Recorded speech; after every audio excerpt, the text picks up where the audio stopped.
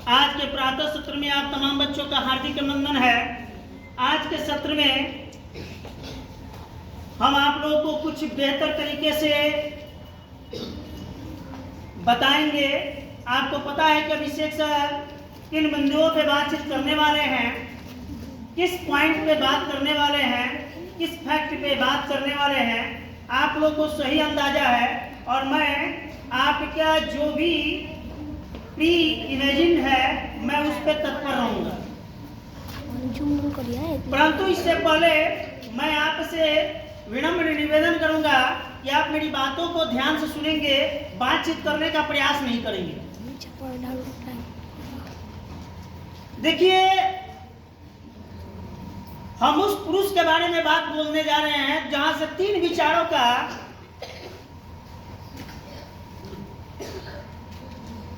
नया शुरुआत करेंगे। 3 विचारों से शुरू करेंगे। वो 3 ऐसे विचार रहा है कि वो किसी भी मनुष्य के जीवन में या तो संविधान से जुड़ा हो, या आत्मीयत से जुड़ा हो, या इंसानियत से जुड़ा हो, या मानवता से जुड़ा है। वो तमाम चीजों पे आपको झकझोर देगा। पहला विचार, मैं उस व्यक्ति का भी नाम नहीं लूंगा, परंतु मैं विचारों से उस व्यक्ति को आपको आत्मसात जरूर करा दूंगा कि मैं किस व्यक्ति के बारे में बातचीत करने जा रहा हूं।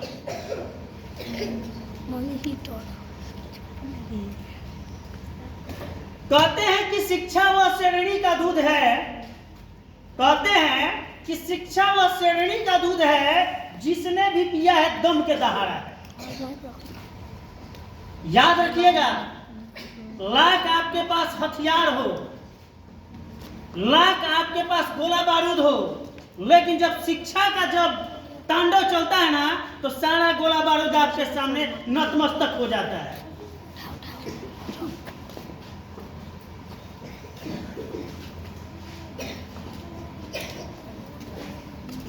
शिक्षित व्यक्ति अहिंसावादी होते हैं, हिंसावादी नहीं होते हैं। वो स्किल से पूरी समाज को बदलने की ताकत रखते हैं। अपने स्किल से पूरी समाज में बनी हुई कुरीतियों को उन्मूलन करने का प्रयास करते हैं। उनको हथियार की जरूरत नहीं है, उनका विचार ही सबसे बड़ा हथियार होता है। देखिएगा, एक पढ़ा लिखा व्यक्ति, एक अनपढ़ व्यक्ति में जमीन आसमान का फर्क होता है। अगर कोई विवाद होगा तब अनपढ़ व्यक्ति सीधा लाठी लब्दा लेकर चल देगा, लाओ 5 लाठियां निकाल तो तनी फटाफट। लेकिन पढ़ा लिखा व्यक्ति होगा तो लाठी का नहीं, स्किल का इस्तेमाल करेगा और विचारों से ऐसा बीजारोपण करेगा ना कि सारा विवाद ठंडा पड़ जाएगा। दूसरा विचार था, विकसित बनो, सुसंगठित बनो और संघर्षवादी बनो। विकसित बनो, सुसंगठित बनो और संघर्षवादी बनो। Be develop, be organised and be स्ट्रगलिस्ट।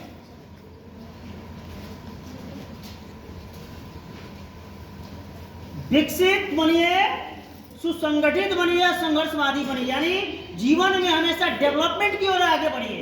एक ऑर्गेनाइज्ड स्किल लेके चलिए, एक सुसंगठित स्किल लेके चलिए, ताकि समाज में किसी भी ट्रबल्सम को आप फेस बढ़िया तरीके से कर सकते हैं। और याद रखिएगा, संघर्षवादी, आप ऐसा संघर्ष की पहचान बना के चलिए कि दुनिया में आने वाली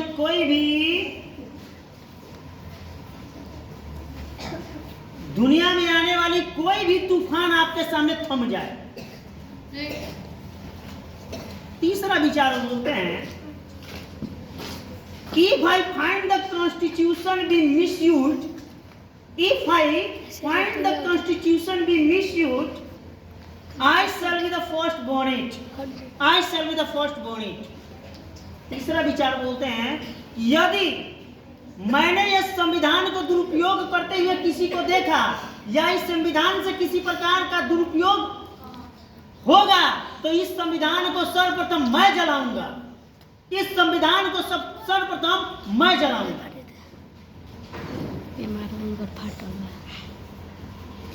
और आप भली बात ही समझ लिए होंगे कि मैं किसके बारे में बात नहीं करने जा रहा हूं, मैं उस महापुरुष की बात करने जा रहा हूं। वह व्यक्तित्व और छवि वाला व्यक्ति के बारे में बात करने जा रहा हूं। वह पहचान जिसने अछूत परिवार में जन्म लेकर, दलित परिवार में जन्म लेकर कई चुनौतियों का सामना करके, कई समाज का कमेंट सुन के, कई समाज में कई तरह का उनके साथ दुर्व्यवहार को सहने के बाद भी वह व्यक्ति जीवन में रुका नहीं। और वह व्यक्ति कोई और नहीं है, बाबा साहब भीमराव अंबेडकर है, जिनका आज ही के दिन 14 अप्रैल 1891 में मध्य प्रदेश के महू छावनी में उनका जन्म हुआ था। लेकिन एक बात मुझे स्पष्ट नहीं आती है, ये मैं कल्पना में करता हूं कि वो शायद कैसे माँ बाप होंगे कि शायद वो विडंबना नहीं किए होंगे, शायद कल्पना नहीं किए होंगे कि हमारे कोख में ऐसा जन्म लेने, ऐसा बालक क्या जन्म लेगा कि कोई हिंदुस्तान के नहीं पूरे विश्व की नक्शा में ही अपना पहचान बना लेगा। शायद कभी कल्पना नहीं किए होंगे। महार जाति और दलित समाज से जुड़कर उठने वाला व्यक्ति कभी कल्पना ही नहीं कर सकता है कि इतनी ऊंचाइयां हो को वो छू सकता है। धरती पर रेंगने वाला व्यक्ति आसमान में भी सितारों को चमकाने की क्षमता रख सकता है। लेकिन इस व्यक्ति ने कल्पना किया था, इस व्यक्ति ने कहीं ना कहीं अपने खुद को बदलने और समाज को बदलने और पूरे राष्ट्र को बदलने के लिए अपने नींव को स्थापित किया था। खुद को सभी बुराइयों से लड़के, सभी चुनौतियों से लड़के, सभी समस्याओं से लड़के रुका नहीं, झुका नहीं और चलते रहा।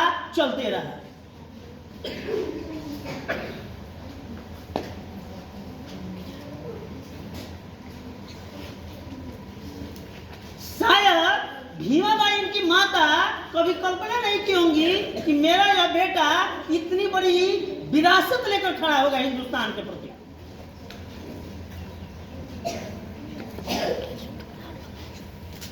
भीमाबाई कभी ये कल्पना नहीं की होंगी कि यह लड़का ये खुद की तो व्यक्तित्व को बदलेगा ही, हमारे भी व्यक्तित्व को बदल देगा। ये कभी शायद कल्पना नहीं की होंगी।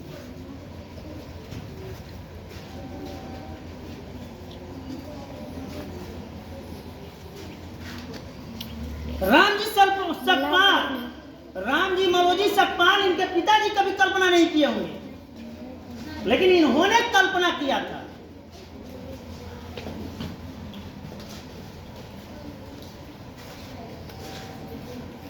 वह व्यक्ति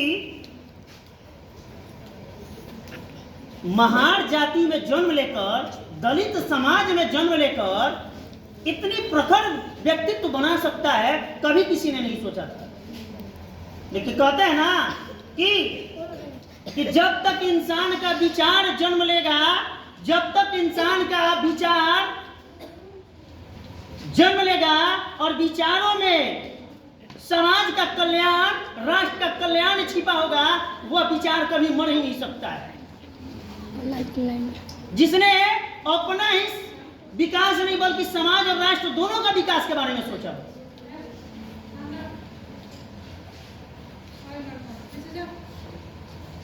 क्या किसी ने कल्पना किया होगा कि यह व्यक्ति मध्य प्रदेश के छावनी में जन्म लेने वाला व्यक्ति एल्फिस्टन कॉलेज बॉम्बे में पढ़ा होगा, ग्रेजुएट किया होगा। इतना बड़ा तो कोई, मतलब हम लोग ग्रेजुएट कर लेते हैं, थोड़ा एमए कर लेते तो हम लोग के पास क्या हो जाता है, अहंकार, ईगो सेंट्रिक मैटर आ जाता है। एक को हम ना द्वितीय अस्ति ना भूतो ना भविष्यति का हम मैटर लेके चल देते हैं। लेकिन यह व्यक्ति एल्फिस्टन कॉलेज बंबई में ग्रेजुएशन किया, यह व्यक्ति कोलंबिया यूनिवर्सिटी में पढ़ाई किया, यह व्यक्ति लंदन ऑफ इकोनॉमिक्स में पीएचडी किया, डॉक्टरेट की उपाधि लिया।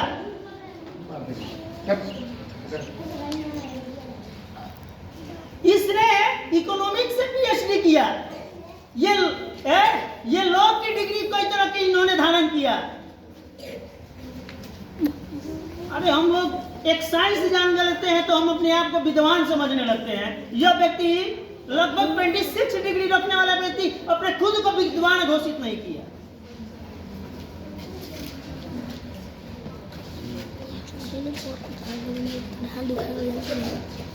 तो यही कहा जाता है कि यदि आपको अगर समाज से अलग रहना है, समाज से बेहतर रहना है और समाज से अलग पहचान बनाना है, तो आपकी सोच भी बेहतर होनी चाहिए, स्किल भी समाज के लोगों से बेहतर होना चाहिए।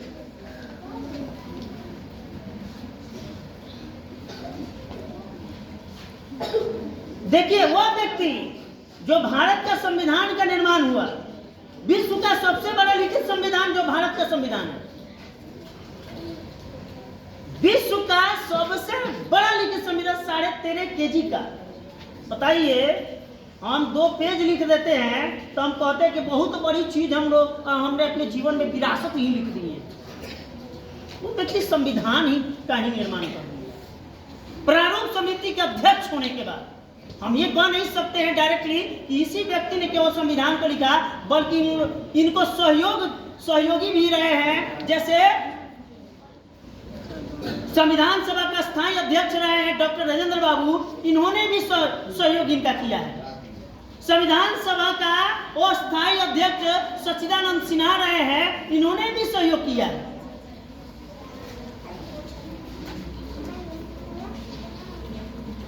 संविधान का निर्माण, उसमें मेंबर के 389 मेंबर रहे हैं। संविधान का निर्माण किया गया है तो उसमें लगभग 389 मेंबर्स रह चुके हैं। उन तमाम लोगों का इसमें सहयोग है। हम ये नहीं कह रहे हैं कि यह व्यक्ति अकेले संविधान का निर्माण कर दिया, लेकिन आगे तो बढ़ा यही व्यक्ति। हम ये जरूर कह सकते हैं, जब डॉक्टर राजेंद्र बाबू इनको सौंपे तो ये सोच समझ के सौंपे होंगे कि शायद संविधान को लिखने का श्रेय इसी व्यक्ति को जाता है जो जिसने 26 डिग्री अपने जीवन में रखा है।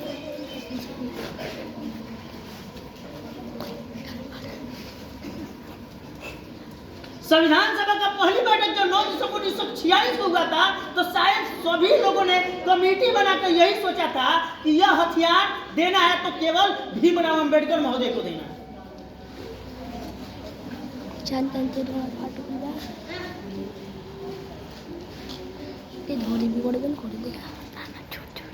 तो कहते हैं ना कि हम कहते हैं ना कि ये ईश्वर का दिया हुआ ये जिंदगी है। हम सभी को ईश्वर का दिया हुआ जिंदगी है, तो हम क्यों ना कुछ अच्छे कर्म करके जाएं कि नहीं भी इस दुनिया में रहे तो लोग तालियों की गड़गड़ाहट बजाएं। इंसान तो बहुत जन्म लिए हैं, लेकिन मरने के बाद लोग 100 गालियां देते हैं, लेकिन कोई ऐसा इंसान करके जाता है कि मरने के बाद भी 1000 तालियों की गड़गड़ाहट रहता है, 1000 लोग उसकी सम्मान करते हैं, उनके विचारों को अपने अंदर आत्मसात करते हैं, उनको विचारों को अपने दिमाग में और हृदय में संकलित करते हैं। तो बनाना है व्यक्ति तो ऐसा बनाइए, नहीं तो इंसानियत किस काम की।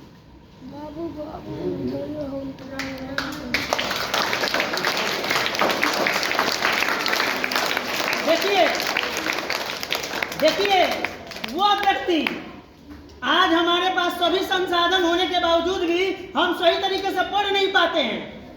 माँ बाप करोड़ों में है, बेटा तू यहाँ पे चले जाओ, बेटा तू इंटरनेशनल स्कूल में पढ़ो, बेटा तुम चलो विदेश भेज दे रहे हैं, लेकिन बेटा जाता है तो क्या करता है, विदेशों में रंगलियां मनाता है और इंटरनेशनल स्कूल में पढ़ने का ढोंग करके चारों तरफ बच्चों से, चारों तरफ दोस्ती से गप्पे लड़ाता है, समाज में गप्पे लड़ाता है। और पिता और माता को तो यही जानकारी होता है ना, पेरेंट्स गया मेरा बेटा तो इंटरनेशनल स्कूल में पढ़ रहा है, लेकिन यह व्यक्ति वो चाहता तो लंदन विश्व का सबसे बेहतर देश है और हर कोई आकांक्षा करता है कि लंदन घूमने के लिए। वो चाहता तो लंदन में यह व्यक्ति आराम से खुलेआम जिंदगी जीता, आनंदमय जिंदगी जीता, कोई समाज कोई दुनिया से मतलब नहीं था, लेकिन इस सभी चीजों को इस व्यक्ति ने त्याग दिया।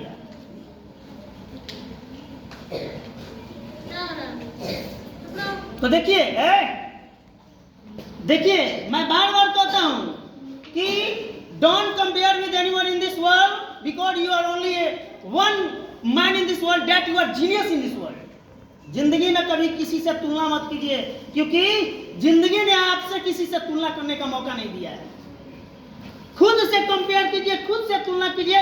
आपसे बड़ा तुलना करने वाला हिंद संसार में पैदा ही नहीं हुआ है। अगर मान के जो अभिषेक सर हैं तो हम दूसरे से तुलना नहीं करेंगे, खुद से तुलना करेंगे अभिषेक सर अच्छे हैं या बुरे हैं। और जब हम ये जान लेंगे तो दुनिया की कोई ताकत हमें गिरा नहीं सकती है। भगवान हर आदमी को एक यूनिक बना कर देता है, उसका कोई नहीं है।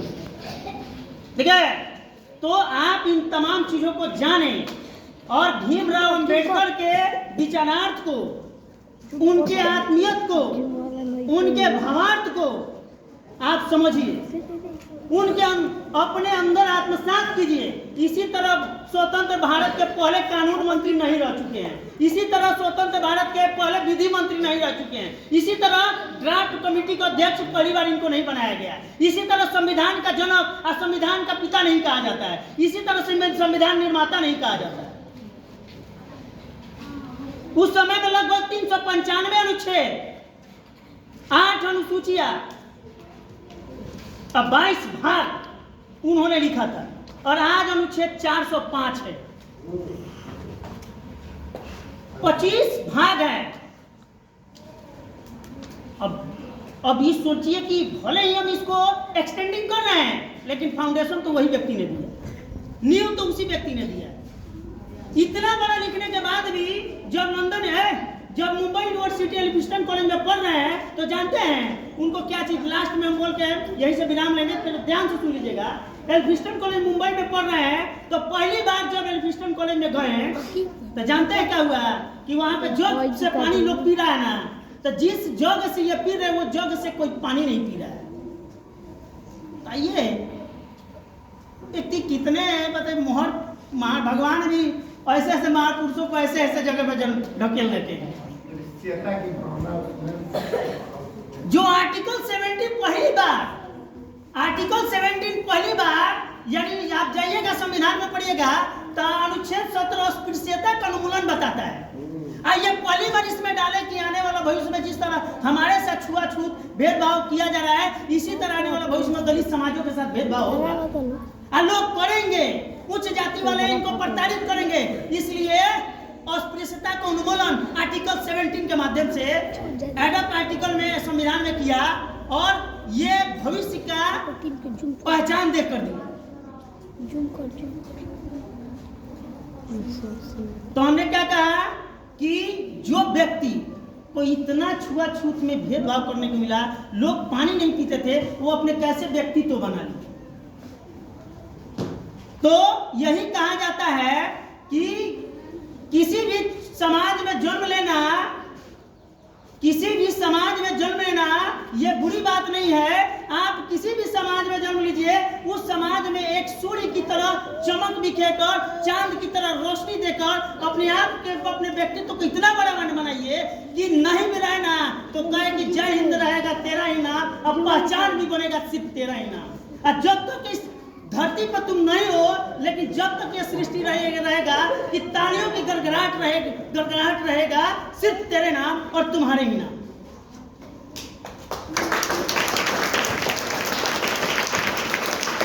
देखिए भीमराव अम्बेडकर है नहीं इस दुनिया में, हम उनके विचारों को आत्मसात करके आपको बता रहे हैं। तो महापुरुष है, व्यक्तित्ववादी है, तो अभी ना बता रहे हैं। क्यों बता रहे हैं आपको? उन्होंने वैसा काम किया है, और हम लोग भी अपने जीवन में जो करके जाएंगे ना, तो 50-100 वर्ष बाद हमारी भी कहानियों को लोग गुणगान करेंगे, हमारे भी व्यक्तित्व को एक दूसरे के बीच में क्या करेंगे, आत्मसात करेंगे, प्रेरणा के स्रोत रहेंगे, प्रेरक रहेंगे, और उसी प्रेरणा से समाज को बढ़ाने का प्रयास करेंगे। इसलिए तमाम बच्चों से आग्रह है कि आप भीमराव अम्बेडकर सिर्फ नाम नहीं है, भीमराव अम्बेडकर सिर्फ नाम नहीं है, यह एक पहचान है।